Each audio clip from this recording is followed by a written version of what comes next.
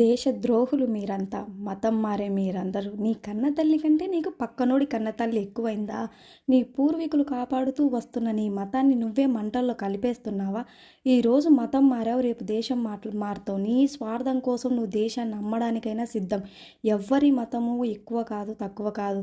నేను అయితే హిందూగానే పుట్టా, హిందూగానే చస్తా. అంతేగాని వేరే మతంతో మారాల్సిన అవసరం లేదు. నువ్వు హిందువు అయితే హిందూగానే ఉండు, ముస్లిం అయితే ముస్లింలుగానే ఉండు, క్రిస్టియన్ అయితే క్రిస్టియన్గానే ఉండు. అంతే తప్పితే వేరే మతానికి మారాల్సిన అవసరం ఏంటి అసలు? మీరు మతాన్ని మారే వాళ్ళకి అసలు మీలాంటి వాళ్ళని కాల్చి చంపినా తప్పులేదు. ఎందుకంటే మతానికి చస్తారా ఏంటి?